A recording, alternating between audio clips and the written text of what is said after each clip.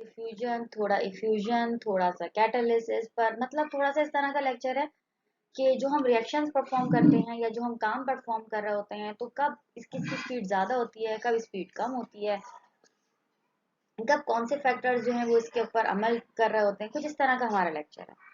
तो will start with, तो जो हमारे पास डिफ्यूजन होती है वो आप सभी को पता होगी। डिफ्यूजन बहुत ही इजी सब प्रोसेस है कि जब भी कोई चीज अपनी लोएस्ट कंसंट्रे higher concentration to lower concentration move करती है, वो डिफ्यूजन होती है। अब अगर हम इसको थोड़ा सा डिफरेंट, थोड़े से चेंज एंगल से देखें, तो वो प्रोसेस जिसके अंदर मॉलिक्यूल जो है वो डिफरेंट सब्सटेंसेस मिंगल हो जाए एक दूसरे के अंदर, वो डिफ्यूजन कहलाती है। अब अगर आप इसको उस सिंपल डेफिनेशन से लेकर इस डेफिनेशन के फर्क के साथ समझें, तो क्या होता है, एक चीज लो हायर कंसंट्रेशन से लोअर कंसंट्रेशन पर आ रही है, तो जिधर वो मूव कर रही है वहां तो डेफिनेटली डिफरेंट मॉलिक्यूल्स मौजूद है ना, तभी तो यहाँ पर उसी कंसंट्रेशन नहीं है। तो इसका मतलब है एक तरह के मॉलिक्यूल्स दूसरी तरह के मॉलिक्यूल से के साथ जाकर मिंगल हो रहे हैं, कनेक्ट हो रहे हैं, जा रहे हैं, उसमें उसमें उसमें अपनी जगह बना रहे हैं। इसकी सिंपलेस्ट और मोस्ट इजीएस्ट एग्जांपल जो आपको मेरा कल है हर कोई दे चुका होगा, वो परफ्यूम की होती है। When you spray a perfume, तो क्या होता है, परफ्यूम जो है वो आपके आपके रीजन से निकलकर वो डिफ्यूज होता है और पूरे के पूरे एटमॉस्फेयर में फैल जाता है। तो ये क्या होता है, एक तरह के मॉलिक्यूल्स दूसरी तरह के मॉलिक्यूल्स में जाकर मिंगल हो रहे होते हैं, मगर इस प्रोसेस को हम डिफ्यूजन कहते हैं। डिफ्यूज कर रहा होता है from lower higher concentration to lower concentration. और ये कब तक होता है, जब तक आपके पास एक इक्विलिब्रियम अचीव नहीं हो जाता, जब तक पूरा का पूरा इन्वायरमेंट होमोजेनस नहीं हो जाता। अच्छा, what is the difference between diffusion and osmosis? जब आप इसके अंदर एक मेम्ब्रेन लगा के काम करेंगे तो ऑस्मोसिस है, जब मेम्ब्रेन नहीं होगा तो डिफ्यूजन है। अच्छा, जो हमारे पास एटम्स होते हैं जो कि दो मॉलिक्यूल के डिफ्यूज हो रहे होते हैं, एक दूसरे के अंदर मिंगल हो रहे होते हैं, तो ये जो प्रोसेस है ये स्लो होता है। बताऊंगी किससे स्लो होता है और किससे फास्ट होता है, लेकिन ये एक स्लो प्रोसेस है। ऐसा नहीं होता कि आपने यहाँ पर अभी परफ्यूम का स्प्रे किया और वो पूरे कमरे में 2 सेकंड के अंदर अंदर ही मुकम्मल तौर पर होमोजेनस एनवायरनमेंट अचीव कर ले।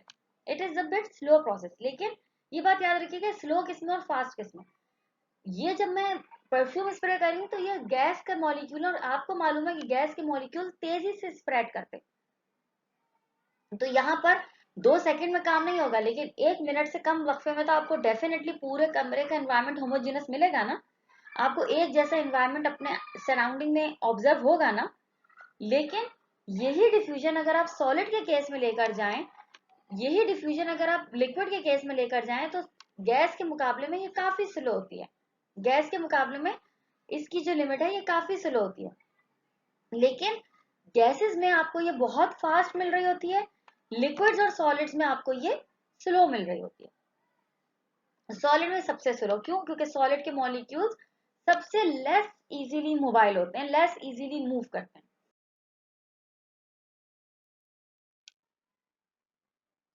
अब अगर हम सॉलिड को लिक्विड सॉल्वेंट के थ्रू डिफ्यूज आउट कर रहे हो, तो ये कब फास्ट होती है, ये तब फास्ट हो जाती है जब आप उसको शेक कर दें, जब आप उसको स्टर कर दें।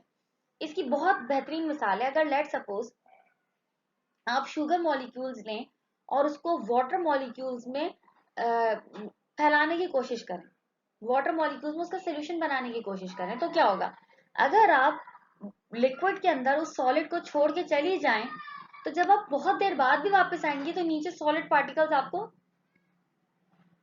नजर आ रहे होंगे, which clearly shows कि solid diffuse into liquid is a very slow process। मगर अगर आपके पास अफ्तार का टाइम हो और आपको जल्दी हो, तो आप क्या करेंगी, उसको फौरन ही स्टेयरिंग करना शुरू कर देंगी, या आप उसको शेक, अगर आप बॉटल में बना रही हैं तो आप उसको शेक करना शुरू कर देंगी। Bye means of both steering और शेकिंग आपकी डिफ्यूजन रेट क्या है, वो एक्सपोनेंशियली इंक्रीज और फास्ट हो जाएगी। अच्छा, इसमें भी आप दो बातों को ऑब्जर्व कीजिएगा। When you stare a solution and when you shake a solution, तो जब आप स्टेयरिंग एक यूनिफॉर्मिटी में कर रहे होते हैं, यूनिफॉर्मिटी मतलब किसी एक सर्कुलर मोशन में कर रहे हैं, या तो क्लॉकवाइज कर रहे हैं या एंटी क्लॉकवाइज कर रहे हैं, तो again diffusion it bit slow. लेकिन अगर आप स्टेयरिंग जो है वो विगरस कर रहे हैं, या स्टेयरिंग आप कभी क्लॉकवाइज और कभी एंटी क्लॉकवाइज कर रहे हैं, तो आपकी डिफ्यूजन भी हायर डिग्री ऑफ डिफ्यूजन आपको ऑब्टेन होती है। इसका सिंपल सा मसला ये है कि जब आप मॉलिक्यूल्स को ज्यादा एजिटेट करती हैं, ज्यादा उनके अंदर एनर्जी को इनकलकेट करती हैं, तो डेफिनेटली ज्यादा डिग्री ऑफ डिफ्यूजन आपको ऑब्जर्व और अचीव होती है। लेकिन अब अगर आप खुद सोचें, तो आपने एक एक्सटर्नल फैक्टर यूज किया है फॉर द डिफ्यूजन प्रोसेस।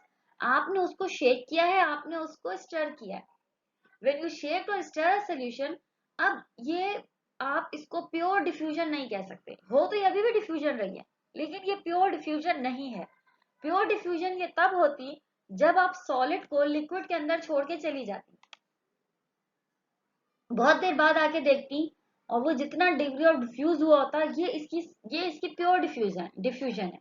लेकिन जब आपने इसको एक्सटर्नल फैक्टर्स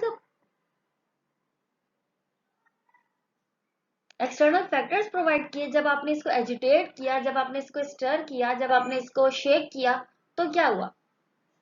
तो डेफिनेटली अब ये प्योर डिफ्यूजन की मिसाल नहीं रही, बल्कि अब ये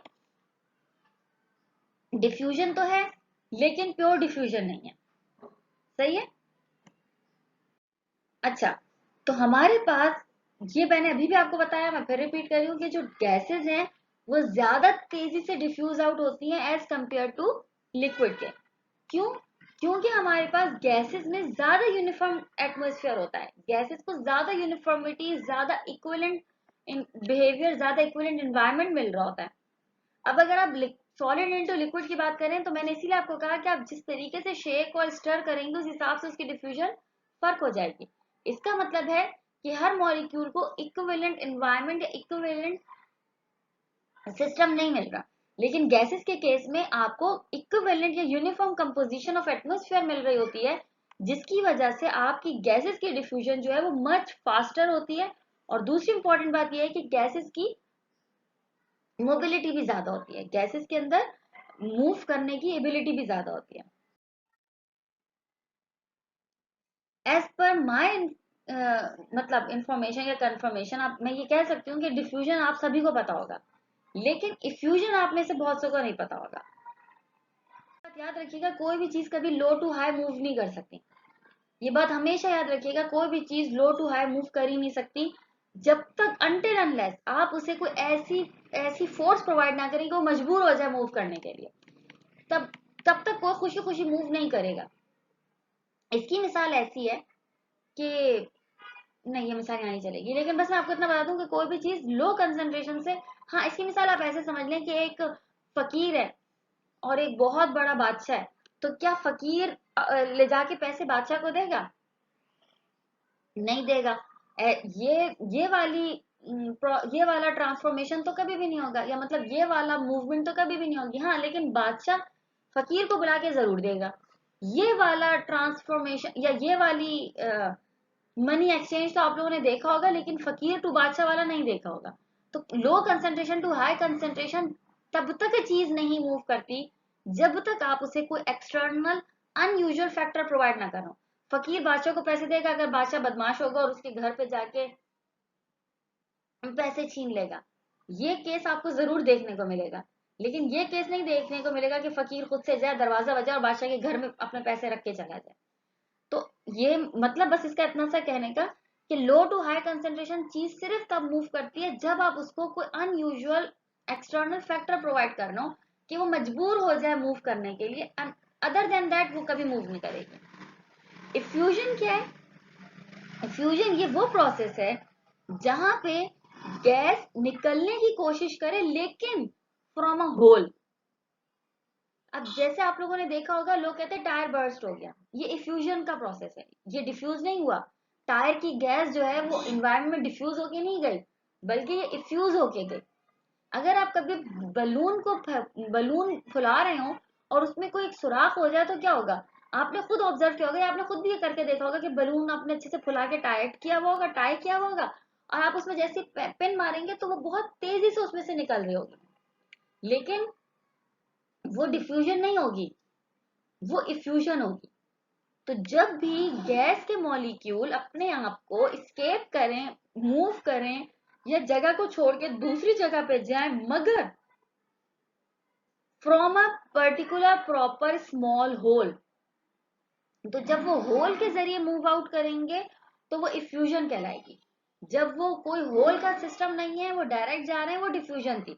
लेकिन जब वो होल के जरिए मूव आउट कर रहे हैं तो वो इफ्यूजन है। तो इफ्यूजन क्या हुई? इफ्यूजन हुई कि जब आपकी गैस के मॉलिक्यूल मूव कर रहे हैं लेकिन फ्रॉम अ पर्टिकुलर होल, तो वो इफ्यूजन है। लेकिन अदर देन दैट, अगर आपके gas molecule high concentration to lower concentration move कर रहे हैं तो वो डिफ्यूजन है। अब हम इसकी रेट के ऊपर बात करते हैं कि किसकी रेट कब किस चीज पर डिपेंड कर रही है। रेट ऑफ डिफ्यूजन किस पर डिपेंड कर रही है, रेट ऑफ इफ्यूजन किस पर डिपेंड कर रही है। तो रेट ऑफ डिफ्यूजन और इफ्यूजन अगर हम दोनों ही की बात करें तो वो टेम्परेचर से डायरेक्टली प्रोपोर्शनली डिपेंड कर रही होती है। अगर आप टेम्परेचर ज्यादा होगा तो इफ्यूजन भी ज्यादा होगी, डिफ्यूजन भी ज्यादा होगी। लेकिन अगर टेम्परेचर लो होगा,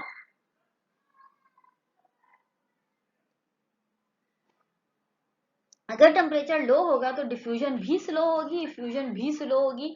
तो डिफ्यूजन भी डिपेंड कर रही होती है टेम्परेचर पर, इफ्यूजन भी डिपेंड कर रही होती है। और इसको समझने के लिए बहुत सिंपल सी बात है, हमें मालूम है कि जब हाई टेम्परेचर होता है तो kinetic energies of a molecule as well as kinetic energies of a gas molecules increases. जब उसकी काइनेटिक एनर्जी बढ़ रही है तो डेफिनेटली उसके अंदर मूव करने की एबिलिटी भी बढ़ रही है। वो ज्यादा तेजी से मूव करके from one point two another point जा सकता है। लेकिन जब लो टेम्परेचर होगा, उसको थोड़ा कोल्ड एनवायरनमेंट प्रोवाइडेड होगा, तो तब वो एक जगह से दूसरी जगह मूव करने में टाइम लेगा क्योंकि उसकी अपनी काइनेटिक एनर्जी कम है।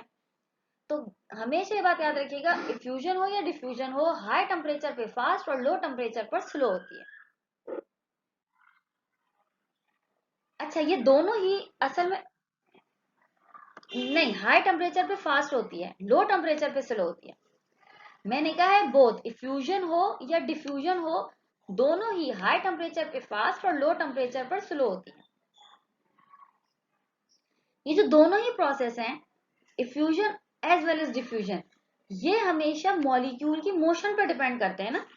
एक गैस जो है वो होल में से बाहर आनी है तो उसकी मॉलिक्यूलर मोशन पर डिपेंड कर रहा है ना।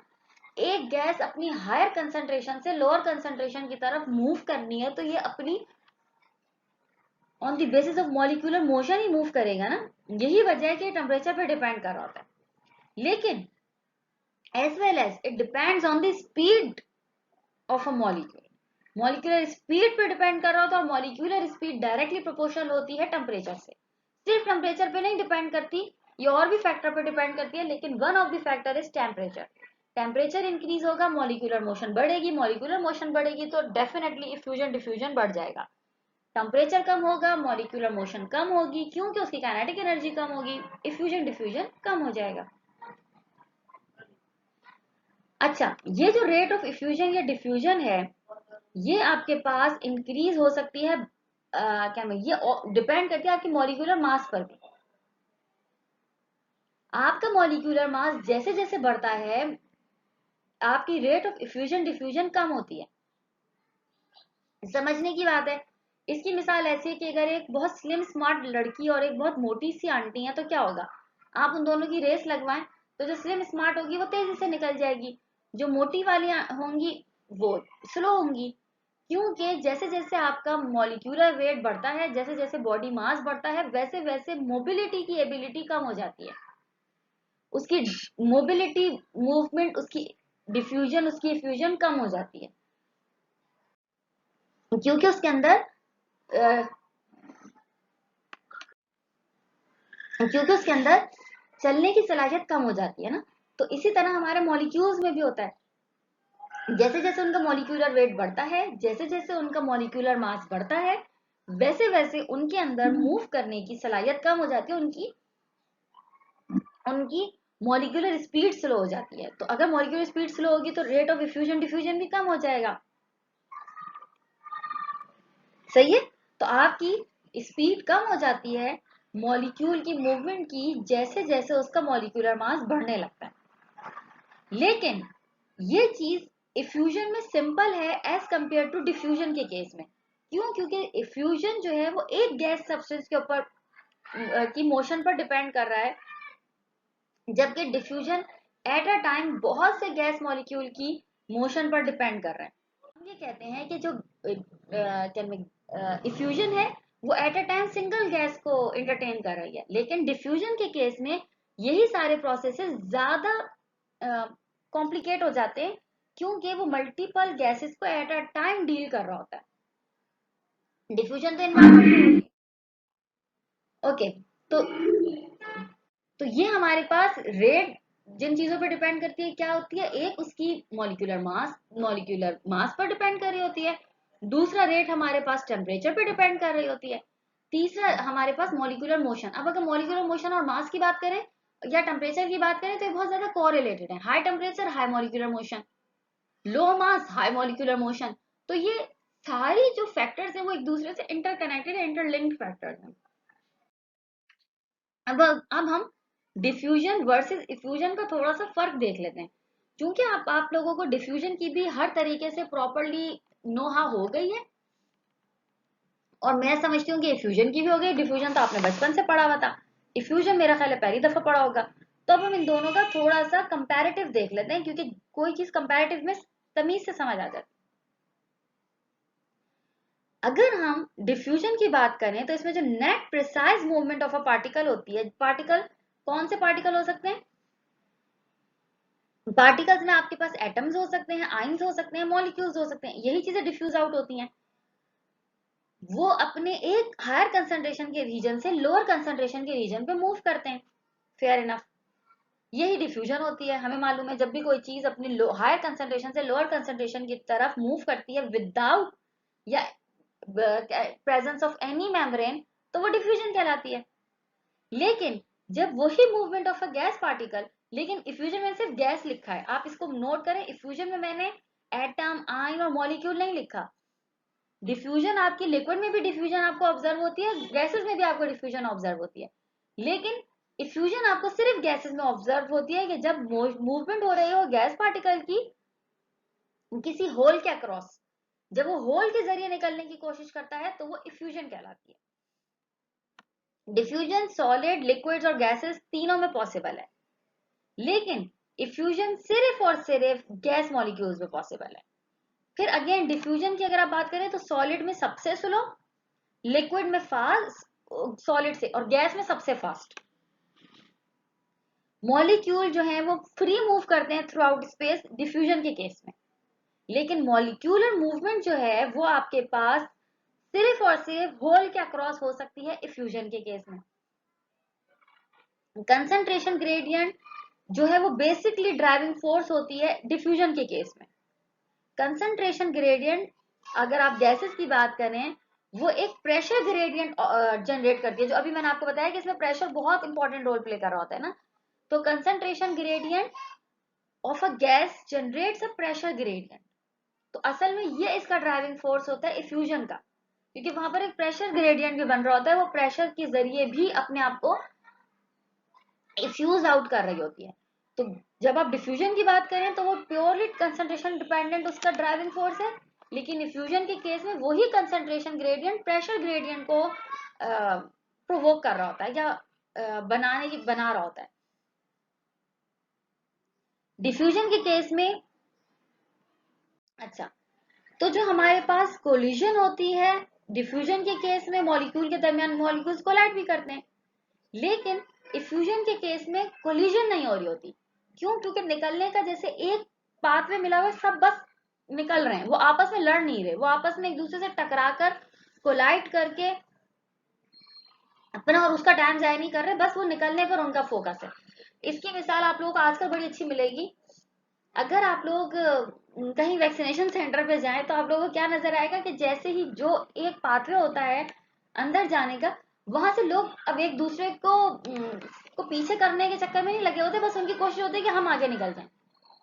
तो इफ्यूजन का केस वो केस है। डिफ्यूजन का केस में ये केस होता है कि एक दूसरे से टकराएंगे भी। एक अगर बड़ी जगह गिवन होगी, अगर बड़ी जगह गिवन होगी और एक मैदान गिवन होगा जहां आप लोगों को खुला छोड़ देंगे, तो क्या होगा, एक दूसरे से टकराएंगे भी, एक दूसरे को धक्का भी देंगे, एक दूसरे से निकलने की कोशिश भी करेंगे।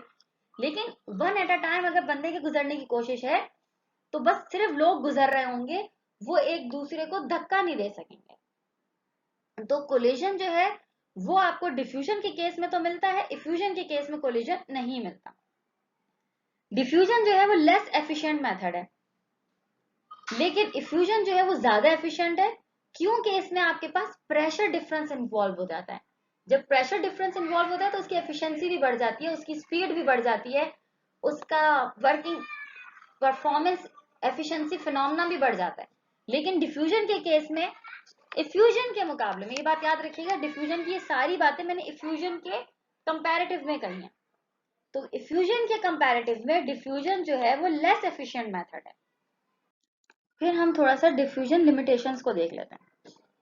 जो हमारे पास इंटरनल डिफ्यूजन लिमिटेशंस होती है ना, कि जो हमारे पास हम जो कुछ रिएक्टेंट्स मिला रहे होते हैं और फिर हम उससे प्रोडक्ट हासिल करने की कोशिश कर रहे होते हैं, तो एक रिएक्टेंट दूसरे रिएक्टेंट से मिले, तो जो इंटरनल रिएक्टेंट्स के लिए डिफ्यूजन की जो लिमिटेशंस है ना, वो हमारे पास एक तो एक्टिविटी के ऊपर बहुत डिपेंड कर रही होती है, वो डायरेक्टली अफेक्ट हो रही होती है उनकी जो एक्टिविटी प्रॉपर्टीज से,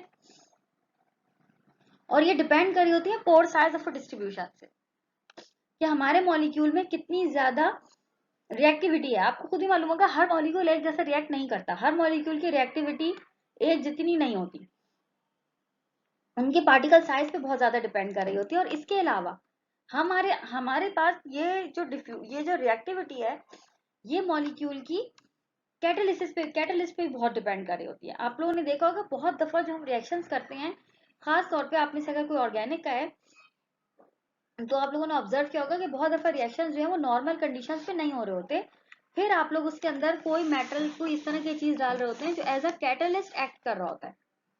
तो जो आपके पास डिफ्यूजन की लिमिटेशंस है वो इस बात पे भी डिपेंड कर रही होती हैं कि आप जब कैटलिस्ट यूज कर रही हैं उसकी पार्टिकल साइज क्या है, आपके पोर डिस्ट्रीब्यूशन क्या है, आपकी एक्टिविटी और प्रॉपर्टीज क्या है मॉलिक्यूल्स की। तो इन सब पर भी आपकी जो डिफ्यूजन है वो डिफ्यूजन जो है वो डिपेंड कर रही होती है। तो आपकी डिफ्यूजन जो है वो लिमिट हो जाती है, डिफ्यूजन की लिमिटेशंस हैं कि यहाँ पर आपकी डिफ्यूजन जो है वो लिमिट हो जाती है।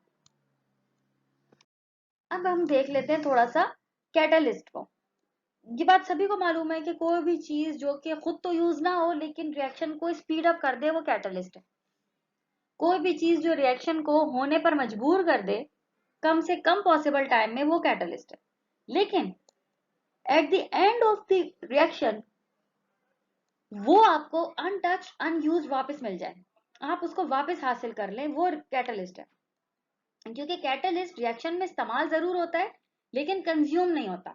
इन दोनों बातों का फर्क समझिएगा, एक चीज यूज होके वापस आ जाए ये कैटलिस्ट है, एक चीज यूज होके खत्म ही हो जाए तो फिर मसला और है। तो कैटलिस्ट क्या होता है कि वो चीज जो कि आपकी केमिकल रेट ऑफ रिएक्शन को, एक सेकेंड, पर्टिकुलर वर्क, तो कैटलिस्ट काम वही कर रहा होता है, रिएक्शन को एक्सीलरेट कर देता है by adding of a substance not consume during the reaction. तो आप जो कैटलिस्ट डालती हैं वो कंज्यूम नहीं होता, यूज होके वापस रिकवर हो जाता है। तो वो आपके रिएक्शन को स्पीड अप कर देता है, क्योंकि वो उसको एक दूसरा पाथवे प्रोवाइड कर रहा होता है। अच्छा, तो इसके कुछ फैक्टर्स बहुत इंपॉर्टेंट है। सबसे इंपॉर्टेंट फैक्टर क्या है कि केमिकल नेचर बहुत इंपॉर्टेंट है। जो भी स्पीशीज रिएक्ट कर रही हैं उनकी केमिकल नेचर बहुत इंपॉर्टेंट है, as well as external condition जिन पर आप उसे एक्सपोज कर रही हैं।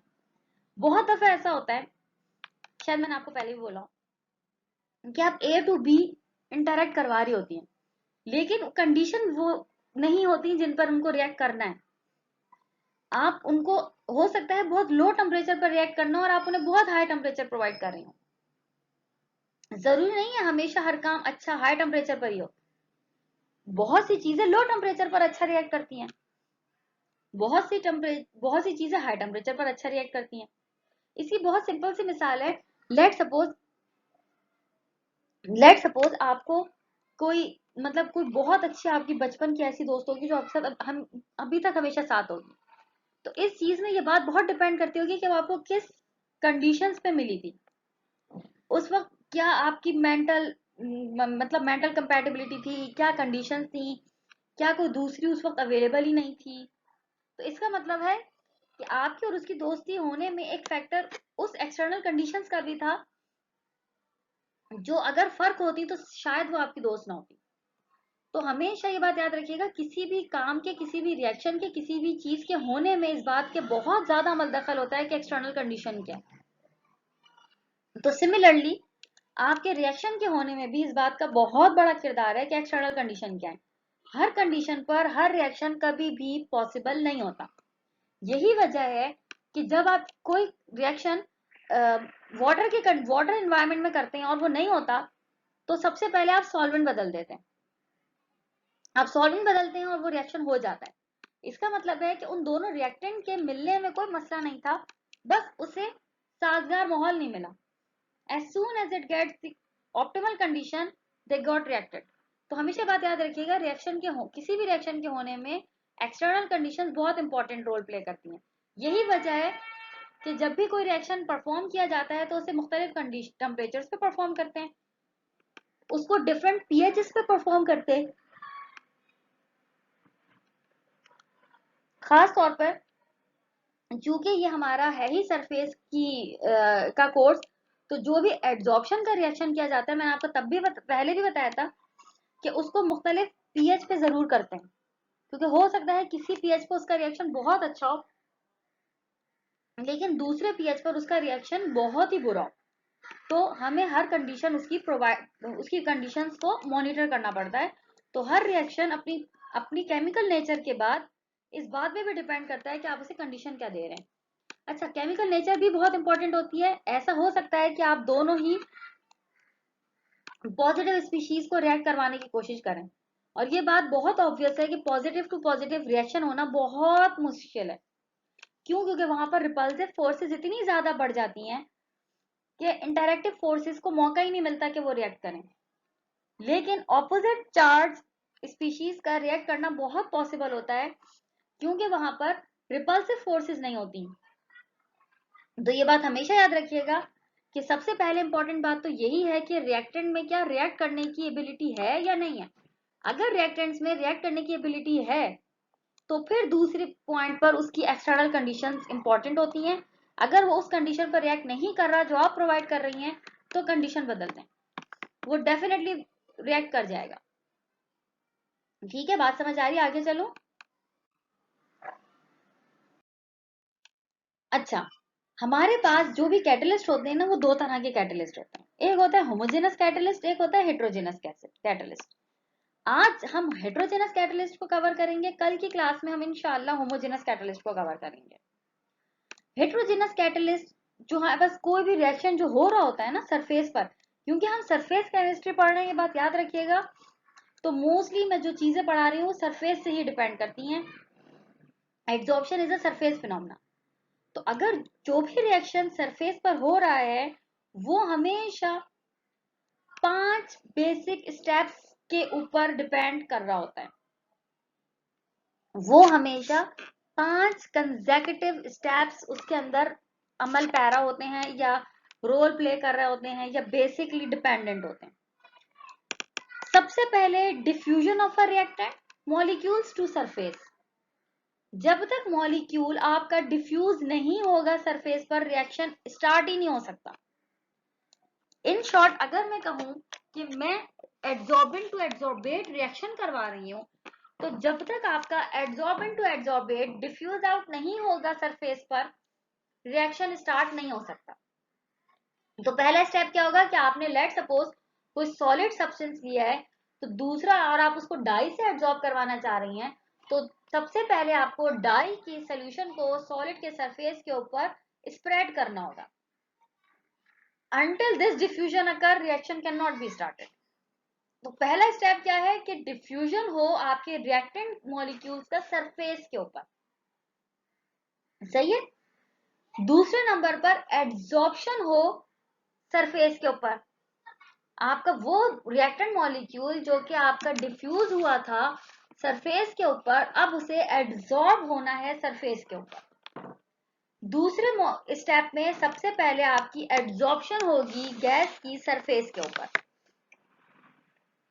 उसके बाद जब डिफ्यूज हुआ, एड्सॉर्ब हुआ, अब उसको मौका मिल रहा है कि वो रिएक्शन कर सके सरफेस के ऊपर। अब वो रिएक्शन, अगर हम सिंपल एड्सॉर्प्शन की मिसाल देखें तो वो रिएक्शन क्या करेगा, या तो केमिसॉर्प्शन करेगा तो बॉन्ड बन जाएगा, या अगर वो फिजिसॉर्प्शन कर रहा है तो मॉलिक्यूल के पोर्स के अंदर जाके बैठ जाएगा तो फिजिसॉर्प्शन हो जाएगा। दोनों ही केसेस में जो आपके रिएक्टेंट मॉलिक्यूल्स हैं वो इंटरेक्ट कर जाएंगे और आपका जो रिएक्शन है ऑन सरफेस वो हो जाएगा।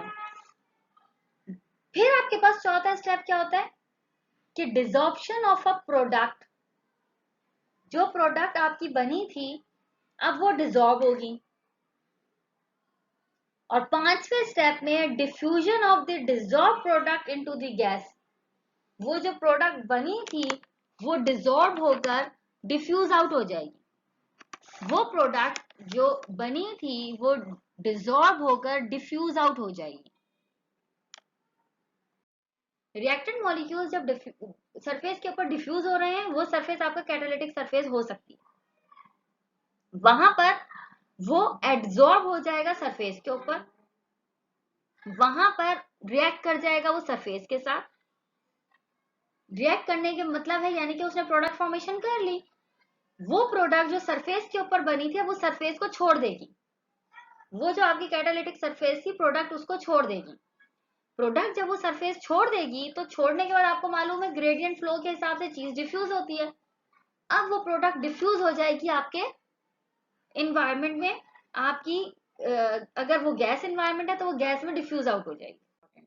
अच्छा, इन 5 स्टेप्स में अगर आप पहला और पांचवा स्टेप देखें, पहला और पांचवा स्टेप तो वो रेट डिटरमिनिंग स्टेप कहलाता है, या ये कह सकती हैं कि जो पहला और पांचवा स्टेप है ये सबसे ज्यादा स्लोएस्ट पॉसिबल स्टेप होता है ऑफ एनी रिएक्शन। किसी भी रिएक्शन का सबसे ज्यादा स्लोएस्ट पॉसिबल जो स्टेप है वो यही है कि वो पहले डिफ्यूज हो जाए properly on a surface of a molecule. और दूसरा सबसे स्लोएस्ट स्टेप ये है कि वो डिसॉल्व होकर डिफ्यूज आउट हो गैस मॉलिक्यूल के अंदर प्रॉपरली, जैसे कि वो एड्सॉर्ब हुआ था। तो ये जो 2 स्टेप्स हैं ये basically rate determining step of a reaction कहलाते हैं। ओके, तो ये हमारे पास हेटेरोजेनस कैटलिस्ट की एग्जांपल थी। इसमें जो पहला और पांचवा स्टेप है ये स्लोएस्ट मोस्ट पॉसिबल प्रोसेस होता है। और ये बात आप लोगों को पहले ही मालूम होगी, मैं फिर रिपीट कर दूं कि जो स्लोएस्ट पॉसिबल प्रोसेस होता है वो हमेशा रेट डिटरमिनिंग स्टेप होता है। हमेशा रेट जिस पर डिपेंड करी होती है उसका स्लोएस्ट मोस्ट पॉसिबल जो स्टेप है वही रेट डिटरमिनिंग स्टेप होता है। इसकी मिसाल ऐसी है कि अगर आपको पेपर दिया जाए और उसके अंदर 2 न्यूमेरिकल हो और आपको मालूम हो कि न्यूमेरिकल में आप वीक हैं और हमेशा आप न्यूमेरिकल में ही टाइम जाया करती हैं, तो इसका मतलब होगा कि आपका जो रेट डिटरमिनिंग स्टेप है वो न्यूमेरिकल है। अगर आपने न्यूमेरिकल सही टाइम में अचीव कर लिए तो आपका पेपर सही टाइम में हो जाएगा। लेकिन अगर आपने न्यूमेरिकल ठीक टाइम में नहीं किए तो आपका पेपर सही टाइम पे नहीं होगा। इसका मतलब है कि वो न्यूमेरिकल इस बात को डिटरमिन कर रहे हैं कि क्या आप पेपर कंप्लीट करने में कामयाब हो जाएंगी या नहीं होगी। तो इसीलिए ये जो 2 स्टेप ये जो स्टेप होगा जो मोस्ट स्लोएस्ट पॉसिबल स्टेप होता है वो हमेशा किसी भी रिएक्शन का रेट डिटरमिनिंग स्टेप होता है। और वही रिएक्शन की डिटरमिनेशन कर रहा होता है कि इस रिएक्शन को कितने टाइम में होना है। क्योंकि जो सबसे स्लो प्रोसेस होता है वही हमेशा टाइम कंज्यूमिंग होता है और वही आपका रेट को डिपेंड कर रहा होता है। तो हमेशा slowest most possible is a rate determining step of a reaction. जो हमारे पास पोरस कैटलिस्ट होते हैं वो हेटेरोजेनस या जो हेटेरोजेनस प्रोसेसेस होते हैं वो हमेशा एक्टिवेशन एनर्जीज में इन्वॉल्व होते हैं। वो एक्टिवेशन एनर्जीज को ऑल्टर करने में, एक्टिवेशन एनर्जीज को डिफरेंट पाथवे प्रोवाइड करने में, एक्टिवेशन एनर्जी का थ्रेशोल्ड अचीव करने में वही हमेशा रोल प्ले कर रहा होता है। जो आपका डिफ्यूजन प्रोसेस होता है गैसेस स्टेट्स में वो हमेशा कभी भी एक्टिवेशन एनर्जी में इन्वॉल्व नहीं होता। आपका जो डिफ्यूजन प्रोसेस होता है गैसेस स्टेट में वो कभी भी एक्टिवेशन एनर्जी में इन्वॉल्व नहीं होता। इसीलिए ज्यादा रैपिड ओवरऑल प्रोसेस के मुकाबले में ज्यादा होता है, और वो हमेशा स्लोएस्ट, और वो हमेशा कभी भी स्लोएस्ट स्टेप को क्या मैं कंस्टिट्यूट नहीं करता है, स्लोएस्ट स्टेप को नहीं बनाता, क्योंकि वो आपका थ्रेशोल्ड एनर्जी पर, वो आपका एक्टिवेशन एनर्जी पर डिपेंड नहीं कर रहा होता।